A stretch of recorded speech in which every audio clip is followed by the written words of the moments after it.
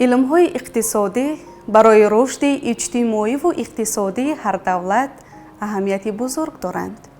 در شرایط جهانی شوی و رقابت بازاری نقش عالمان ساحه اقتصاد در تهیه راه‌های استوار رشد اقتصادی ملی خیلی مهم است. عالمان تاجیک با تحقیقات، کنسپسی‌ها و استراتژی‌های علمی سهمی نظررس گذاشته مکتب اقتصادی وطن را تشکل دادند. آموزش تجربه آنها برای حل مشکلات امروزه و رشد منبعد کشور اهمیت کلیدی دارد. درود بینندگان عزیز، نشر نوبتی برنامه صاحب خرد شما را با یکی از عالمان برجسته علم اقتصادی کشور آشنا می سازد. در ادامه ما را همراه باشید. در جامعه‌ای که رشد اقتصادی و اجتماعی و پیشرفت معنوی و فرهنگی از دانش و معرفت مردم وابستگی مستقیم دارد، شخصیت‌های علمی و سازنده نقش کلیدی می‌بازند. یکی از چنین افراد برجسته علم و معارف، اقتصاددان معروف تاجیک، دکتر علم‌های اقتصادی، پروفسور حمیدالله خان فقیرов میباشد.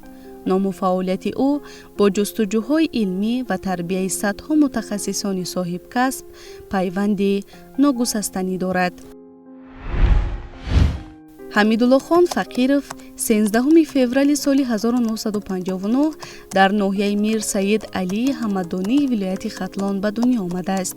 پس از ختم مکتب میانه تحصیلات همگانی با شوق و ذوق بلند به علم و اقتصاد به فاکولته اقتصادی دانشگاه ملی تاجیکستان داخل گردیده، این نهاد علمی با نفوذ مملکت را با تخصص اقتصادی سودا با دیپلم اعلی ختم کرده است. پس از ختم با فعالیت علمی قدم گذاشته، اولین مراتبه در پژوهشگاه عمومی اتفاقی دایر به آموزش طلبات اهالی و وضع سودا به کار آغاز نموده است.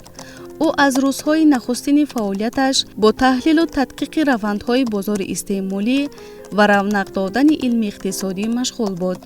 این شروع گردید که من بعد تمام فعالیت او را با اقتصاد ملی و معارف پیوست. سال 1966 در سوخاز باغتاکپروری به نام جوبک ناحیه همدانی به صنف یکم رفتم. آموزگار اولین من نوربایوا رابعه، یک زن صالحه. اینقدر اصول درسی، اینقدر مهری آموزگاری که با چقدر وقت میگذره احترامم و استاد اولینم زیاد میشه. هر صنفی که اون معلومات تیار میکنه بهترین صنف مکتب میشه. از اونجا ما وقتی که تمام کردیم قریب همه ختم کننده های به دانشگاه عالی داخل شدن. تقریبا صنف‌های 8 آرزو میکردم که به سمت اقتصادی میروم. سال 1976 مکتب ختم کردم. در بالا داخل شدم به دانشگاه ملی تاجیکستان. پدر من دهقان اصیل بودن که در تربیت مهنت، در تربیت راستی، در تربیت احترام مکتب بهترین به من دادن. میخواستن که ما خیلی وقتا کاری خواجگی یاد گیریم. سال 1980 ختم کردم با دیپلم اعلی دانشگاه دولتی تاجیکستان را. در روز ما را پدرم نزد دیرکتور سوخاز بردم. در یک سوخاز قبول کردم. بعد پرسیدن چی تمام کردم؟ من خیلی سودا تمام کردم. گفتن که یارو تقسیمات ندارید. تقسیمات دارم. کجا؟ ما اینستیتوت علمی تحقیقاتی. ای آدم که دورندهش بود. بعد گفتن پدر پسر راهش نگیرید. پسر رود آینده عالم می شود. و بعد همین ما آمده به هم موافق راحتی دانشگاه. یک وقت اینستیتوت علمی تحقیقاتی اون اتفاقی بودن در مسکو مرکز است با آموزش طلبات اهالی به مالهای نیازی مردم و حالت کنیکتوری یعنی وضعیت سودا. من سال نوامبر سال 1980 آمده در اونجا به حیث کارگر خرد علمی کار شروع کردم که اونجا البته کار همه به زبان روسی بود و همه که فیلیال ها در همه جمهوری متحده بودن. مرکزش در خود مسکو. اینجا کار سال کردم. محض از تحقیقات آغاز. جامعه همه وقت پیش می رود که در آن شخصیت های موفق و دانای و خردمند و خدمتگار مردم زیاد باشند و استاد حمیدالله خان فقیرов از جمله آنهایی است که در تکیه به خرد و دانش و ملکه داشتهش توانست به این ملت و این وطن خدمت کند و یک سهم ارزنده داشته باشد در تطبیق سیاست پیشوای معظم ملت. من یکی از آنهایم که با این مرد سالهای زیاد آشنایم و ما با هم حتی در یک وزارت کار کردیم و او را بسیار خوب میدانم، همچون متخصص، همچون شخصی بسیار جدی، همچون شخصی که به وظیفه‌های کسبی خود مناسبت خاص و مناسبت سطح بلند دارد.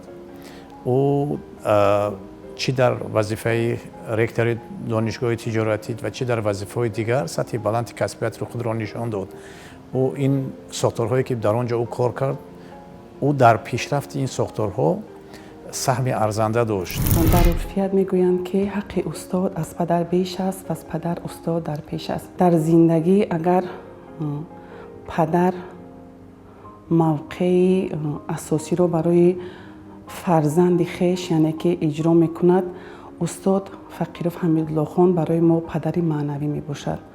زیرا با دستگیری های استاد از یک زینه به زینه دیگری زندگی رسیدیم.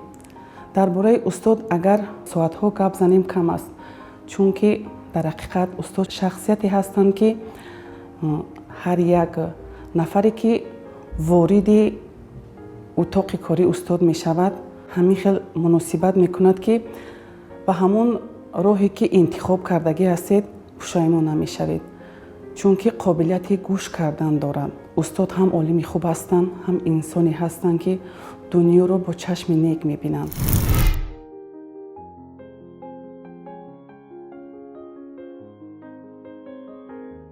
سال 1992 راه فعالیت علمی و آموزگاری حمیدالله خان فقیرов به دانشگاه دولتی تجارت تاجیکستان پیوست گردید و در وظیفه‌های گوناگون از معلم کلان تا جانشین دکان، معاون رکتور و 2 مرتبه رکتور دانشگاه ادای خدمت کرده است. در زمان راهبری او دانشگاه به یک مرکز معروف تحصیلات اقتصادی تبدیل یافت.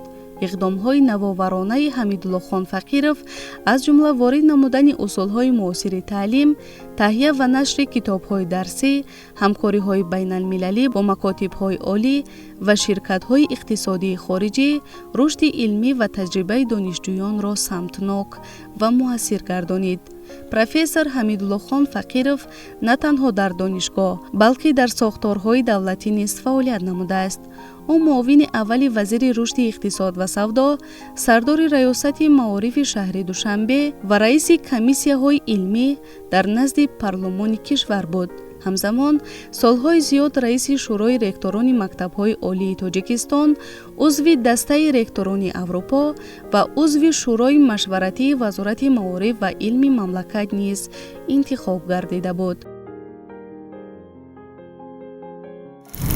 یونی سال 1981 اولین بار من از دوشنبه بیرون شدم.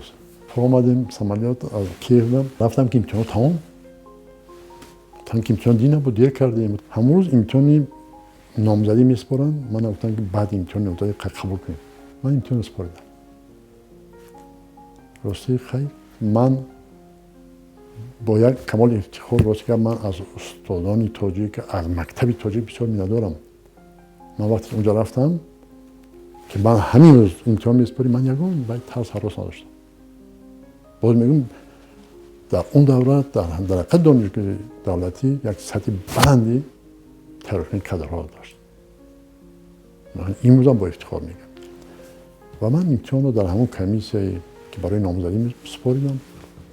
خیلی پسندشون آمد. در وقت ما قبول میکنیم و همین دایرکت انستیتوت تحقیقاتی سودا و خوراک عامه اوکراینیگی وزارت سودای استیل، همین دایرکت تا روز حمایم هم گفت که ما میدانیم که این چقدر از طرف سمرات امتحان سپارید، این چقدر مناسبت کرد و ما در اونجا سالی بعد 1989 حمایه نامزدی کردم. راهبرم زن الکساندروویچ لید ترنتیون. چنان یک زن سختگیر وقتی که من حمایت کردم، همه همون رفیقا و دوستایی که همراه بودن گفتن که فقیرف ما شما در بیوس میمونیم، چون که مردها به همون زن گپ زدن نمیتونست. و در 15 سال آخر یک تا من از همون راهبری همون قضیه برآمدم. یگان کس سخیر بودم در حق. معارف شهر این یک ساحه خاصی الهیده است، چون که در شهر دوشنبه همچون پایتختی مملکت آنهای جمع آمدند که با نسبت به معارف، نسبت به علم طلبات خاصه دارند و راهبر این ساختار باید شخصی باشد که به آن همین طلبات ها جوابگوی است. حمیدالله خان فقیرف هنگامی در این وظیفه بودنش برای پیشرفت همین سم در شهر دوشنبه بسیار مساعدت کرد و بعدا در وظیفه‌های دیگر باز در رکتری دانشگاه و من حاضر در رئیسی شورای دیسرتاسیونی او خب نشانه بهترین راهبر است. او شخصی هست که برای رشد جامعه، برای رشد ملت، برای حمایه منفعت‌های ملی و دولتی و تطبیق سیاست دولتی همیشه هم موافق است و همیشه و هم سهمگذار است. استاد فقیرف حمیدالله خان برای علم تاجیک و تیار کردن متخصصان صاحب کسب سهم با سزای خیش را گذاشتند. استاد صاحب مکتب هم هستند. تحت راهبری استاد چندین نفر هم رساله های نامزدی هم تا دکتری حمایه نمودند و در بخش و ساحه‌های واقعی اقتصادیات مملکت امروز شاگردان استاد، دستپروران استاد سهم ارزنده خیش را نیز گذاشته ایستادند.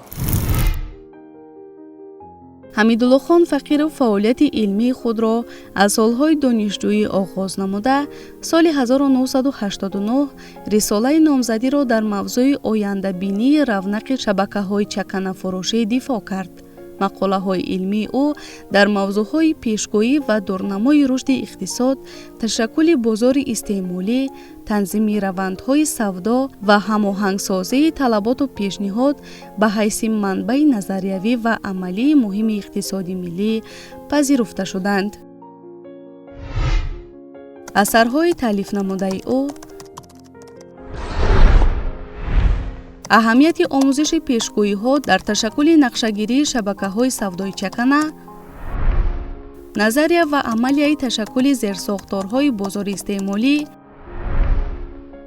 استعمالی مسائل تنظیم کنی، متدولوژی پیشگویی های درازمدت در شبکه‌های سودا و مؤلفی ده‌ها مقاله‌های دیگر می باشد که دسترنج‌های علمیش در میان محققان و آموزگاران موقع ارزنده پیدا کردند.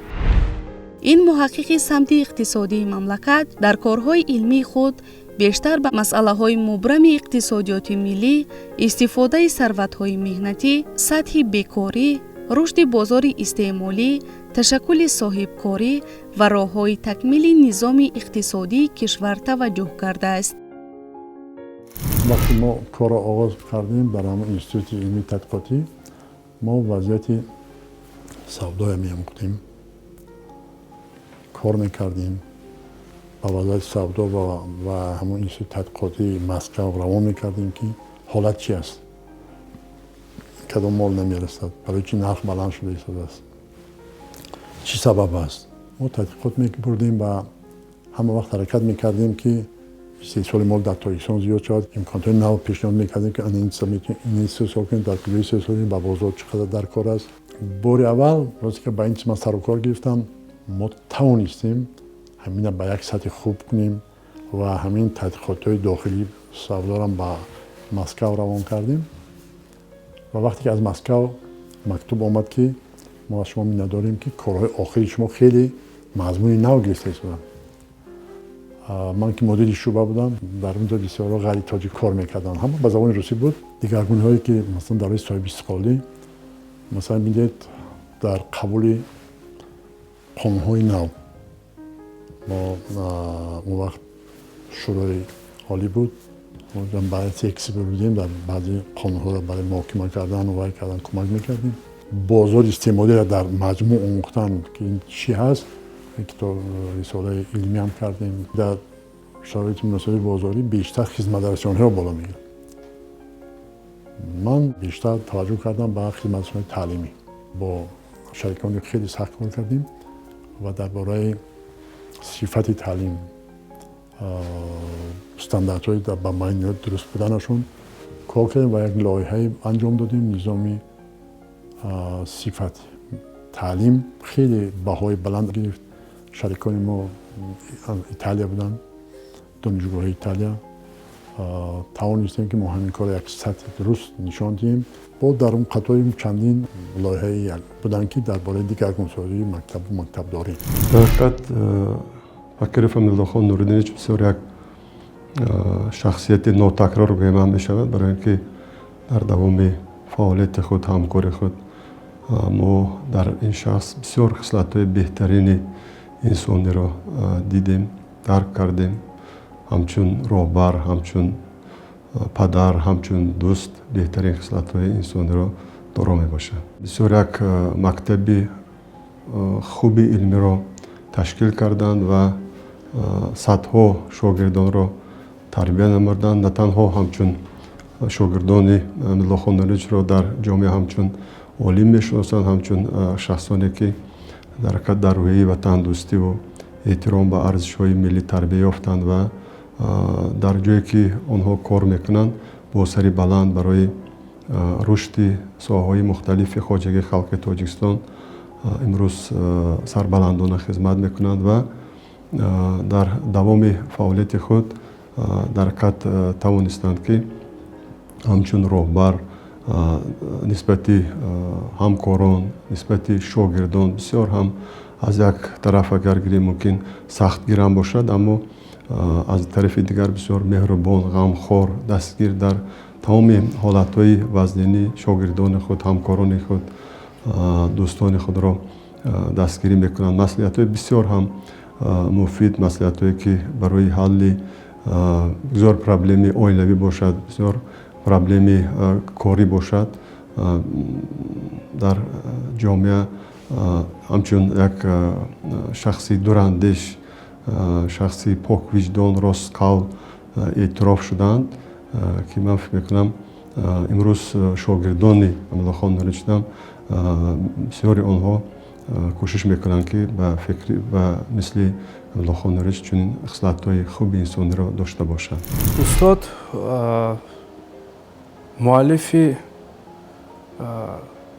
بیش از 200 موادهای علمی و متدی میباشد که امروز هم در روند تعلیم برای دانشجویان برای تیار گشتن متخصصان صاحب کسب امروز مورد استفاده قرار گرفته ایستاده است. همچنین آن اثرهای علمی استاد که ارزش بلند علمی دارد برای محققان جوان نه تنها در داخل مملکت بلکه بیرون از آن، از جمله در فدراسیون روسیه و دیگر دولت‌های همسایه خدمت کرده ایستادند.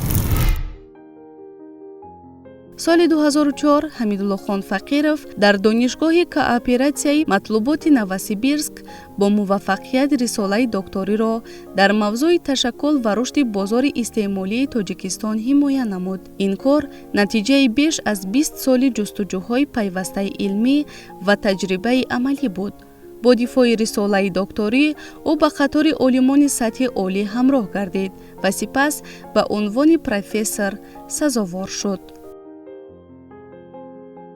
حمایت دکتری سال 2004 در شهر نوسیبیرسک حمایت کردم. اون وقت راهنمای علمی، در وقت دکتری مشاور است. نامزدی به راهبر باشم که مشاور من از تاجیکستان یک استادی بهترین بسیار داننده بلند اقتصاد نور محمد بودن، میر محمد، افسوس که بسیار جوان گذاشتن و اصلا در دانشگاه ملی کار میکردن و در نوسیبی باشد با یک مشاوری که زن نگویتسینه. یک طرف موقعیت من محض همین آدمای نادری که ما با او در رفتیم و حمایت 2004 ما دکتر. در مجموع زیاده از 160 کارهای علمی و مقاله‌ای که اصلا در دوستم سمتی بازار استعمالی، ساحه خدمترسانی، ساحه دیگرگونی، ساحه تحصیلات، اصلا تحصیلات عالی کسبی و قسما البته درباره تحصیلات میانه عمومی هم ممکن 5 سال زیادتر صدای ریاست معرفی شهری داشته بودیم. اینجوری در سطح مسائل نوی تعلیمی خیلی کارهای انجام دادیم. حمیدالله خان فقیرов در سمت علمی اقتصادی متخصص ساحه بازار استعمالی است. بازار استعمالی این بازاری هست که درست تشکیل کردن آن، درست برای ماندن فعالیت‌های ساختاری داخلی آن میتواند به پیشرفت اقتصادیات مساعدت کند. خیلی که معلوم است اقتصاد این اساس پیشرفت جامعه است و اقتصاد چقدر رشد کند همون قدر سطح زندگی و پیشرفت جامعه بالا می رود و برای همین بازار استعمالی درست تشکیل کردن هم بازار و هم ساختارهایی که در داخل این بازارند بسیار مهم است. اون محض متخصص همین ساحه است، متخصصی است که شروع از دوره شوروی در این ساحه کار کرد. در این ساحه خب در کشورهای دیگر تحقیقات‌های علمی انجام داد، نامزد علم شد، دکتر علم شد، پروفسور شد و سهم ارزنده گذاشت و گذاشته ایستاده است در رشد همین علم در همین سمت. و البته او دانشی وابسته به تجربه و وابسته به ملکه و دانشی وسیع‌تر از این سطح از این موضوع رو دارد. پروفسور حمیدالله خان فقیرов توجیکستانро дар даҳҳо конферансҳои бонуфузи байналмилалӣ бо маърузаҳои илмӣ муаррифӣ намудааст. баромадҳои ӯ на танҳо ҷанбаҳои назариявӣ, балки роҳҳои амалӣ ва такмилёфтаи рушди иқтисоди Тоҷикистонро низ фаро мегирифтанд. Ҳамидулло хон Фақиров намунаи шахсияти дорои ду вижагӣ мебошад: олим ва роҳбари муассир. ӯ бо хислатҳои хоксорӣ, заҳматдӯстӣ, навоварӣ ва садоқат ба ватан миёни ҳамкорон ва шогирдон эҳтироми зиёд дорад. барои садҳо шогирди худ ӯ устоди воқеӣ ва роҳбалади зиндагӣ гардидааст. اصلا در تمام دنیا تحصیلات دانشگاهی است. دانشگاه رو در تمام دنیا همچون مسئله علمی میشناسن. یعنی اگر ما نام دانشگاه رو داریم و شروع نداریم، نامزد و دکترا کردن، این موافقت نمیکنه. و هر یک دانشگاه باید همین یک پیدرهمی شاگردانی که از دانشجو تا نامزد و نامزد تا دکتر میشه که باید داشته باشن. من از دانشجویی که خودم درس دادم تا سطح دکتری چند تا برآوردم، بعد انا اون چیزی که من میخواستم شد. یعنی که نامزد دکتر شد، همون دانشجویی که نزد ما درس گرفته. در تیار کردن کادرها علمی شماره نامزدها خیلی زیاده. تا 20 نفر خودم راهبری کردم. 6 نفر دکتر رو تیار کردم با یک چند کسی راهبری دارم. مقصد دارم که کار ادامه بدم. چون که اگر چقدر شماره دکترهای دانشگاه زیاد شود، آینده مستحکم می شود، عنعنه‌های علمی و پایدار می شوند و باعث افتخار می شود. چون که در تمام دنیا دانشگاه را با واسطه دکتراش می شود. یکی از سبب‌های استاد فقیرов حمیدالله خان نوری‌دینش رو به دانشگاه دولتی مالی اقتصاد تاجیکستان جلب کردن ریاست دانشگاه در این بود که باید در اینجا شروع دیسرتاسیونی از روی 3 اختصاص تشکیل کرده شود. سال 2021 استاد که اومدن به دانشگاه ما شروع کردیم و تأسیس دادن شروع دیسرتاسیونی. الکی 7 январи سال 2022 شروع دیسرتاسیونی ما برای دریافت درجه علمی نامزد علم و دکتری فلسفه پیشدی از روی 3 اختصاص به فعالیت شروع کرد. از این 3 اختصاص اولش مالیه، معاملات پولی و قرض، البته به نام دانشگاه که مالیه است به ما داده شد.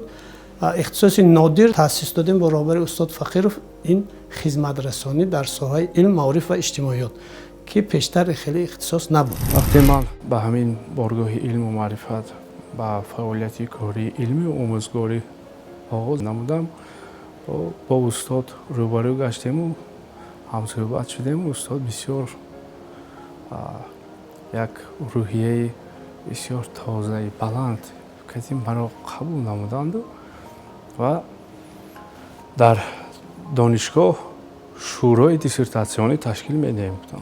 شما که خود олими ҷавон соҳиби унвони баланде ки илмӣ доред устод шуморо ба аъзогӣ ҳамин шӯро яъне қабул менамоям ва шӯро аз соли ана ҳамин 2022 ман анака аъзои шӯрои диссертатсионии ана ҳамин донишгоҳ ҳастам. Устод имрӯз раиси ҳамин шӯрои диссертатсиониро дар оҳда дорам ва бо як бисёр касбияти баланди илмӣ эҷодӣ онро бурда истоданд ки ҳамаи мо фахр ва ифтихор мекунем аз ин касбияти баланди устод. фаъолияти гуногун самт ва пурбори Ҳамидуллохон Фақиров ки ҳамзамон ҷиҳатҳои ташкилотчигӣ, омӯзгорӣ ва навоовариро фаро мегирад, дар таърихи маорифи кишвар мақоми арзанда дорад. ӯ на танҳо ҳамчун ташкилотчии моҳиру донишманд, балки ҳамчун устоди соҳибтаҷриба ва шахсияти таъсиргузор дар роҳи таълиму тарбия шинохта шудааст. навовариҳои ӯ дар ҷоддаи илму маориф, талошҳояш барои такмил додани низоми таълим ва ташаккули насли ҷавон бо рӯҳияи ватандӯстӣ ва донишандозӣ арзишманд арзёбӣ мегарданд. ҳамзамон заҳматҳои пайваста ва хизмати содиқонааш дар соҳаи маориф бесамар намондааст. соли 2000 бо унвони пуршарафи аълочии маорифи Тоҷикистон қадршиносӣ гардида, соли 2007 бо гирифтани ҷоизаи байналмилалӣ ба номи Суқрот, фаъолияти илмӣ ва ташкилотчиёнаи ӯ дар сатҳи ҷаҳонӣ низ эътироф гардидааст.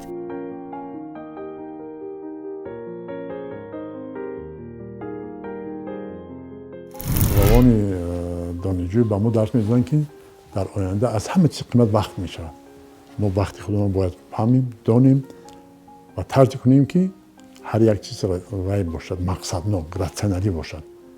ана имрӯзам ҳаминда соҳаи хизматшони тарбия мекунад, бояд ки муштарият тарбия кунад, ҳам роҳнамоӣ кунад, роҳи дуруст барои ғизо гирифтану дигар. имрӯз бинед равед масъулаи кӯдакона алоҳида, масъалае ки баъзе ғизоие ки барои одамоне бемор ҳастанд алоҳида, бо ҳама дастурҳояш, ҳамаи чиз муҳайё ҳаст ва ин албатта кори як даврае буд ки ба ҳамин чиз омода расид. устод Ҳамидуллохон Фақиров китобҳои зиёде дорад ки аз рӯи он аллакай дар донишгоҳҳо донишҷӯён дарс мехонанд ва устодон аз рӯи ин китобҳои дарсӣ ба донишҷӯён дарс мегӯянд ва ӯ худ бисёр фаъол аст дар ҳамкорӣ бо донишгоҳҳо, дар дарсгӯӣ ба донишҷӯён, дар додани ӯ таҷрибаву малакаву донише ки то ба имрӯз дорад. бисёр шахси арзанда аст, шахсият аст, касест ки дар рушди ин ҷомеа, дар рушди ин миллат, дар ҳимояи манфиатҳои ин миллат, дар татбиқи сиёсати созандаи пешвои муаззами миллат саҳмгузор буд ва саҳмгузор аст. хизматҳои шоёни Ҳамидуллохон Нуриддинич на танҳо дар сатҳи давлатӣ, инчунин дар сатҳи байналмилалӣ қадршиносӣ гардидааст. аз он ҷумла соҳиб гардиданд ба медали Суқрот ки ин як бисёр сатҳи баланди байналмилалӣ ба ҳисоб меравад.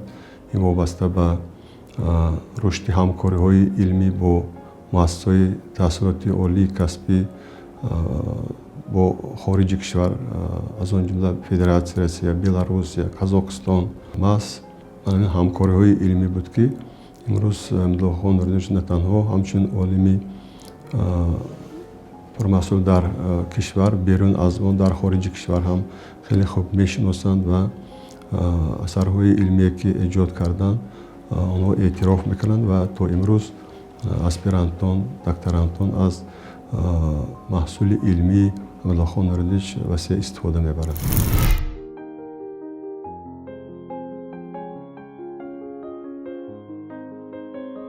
ҳамидуллохон Фақиров ҳоло вазифаи профессори кафедраи иқтисоди корхона ва соҳибкории Донишгоҳи молия ва иқтисоди Тоҷикистонро бар уҳда дорад. зиндагиномаи ӯ намунаи ибрат барои ҷомеа ва насли ҷавон аст. ӯ дар ҳама давру замон хизмати худро ба рушди илму маориф ва пешрафти иқтисоди кишвар бахшидааст. аз ин рӯ номаш бо эҳтиром дар саҳифаҳои таърихи илми иқтисод ва маорифи Тоҷикистон сабт гардидааст. با توجه به بررسی سهم عالمان وطنی میتوان به نتیجه رسید که رشد علم‌های اقتصادی در تاجیکستان به واسطه با فعالیت علمی تحقیقاتی و تدریس آنها وابسته می باشد. عالمان این ساحه خصوصاً پروفسور حمیدالله خان فقیرов با کارهای نظریوی و عملی خود زمینه‌های مهم برای تحکیم سیاست اقتصادی، رشد بازارهای مالیوی، اداره‌کنی مؤثر و استفاده ثمرناک ذخیره‌های ملی گذاشته است. اثرها و تحقیقات‌های او به تکمیل نظام اداره‌کنی، بلند برداشتن رقابت‌پذیری اقتصاد و مطابق سازی آن به شرایط جهانی شوی مساعدت نمودند. از این رو آموزش و استفاده تجربه عالمان وطنی نه تنها از جهت علمی بلکه برای حل مسئله‌های عملی و استراتژی رشد استوار کشور اهمیتی بزرگ دارد. بینندگان گرامی، رسیدیم به انتهای برنامه امروزه صاحب خیرات. تا برنامه‌های بعدی خوش بمانید.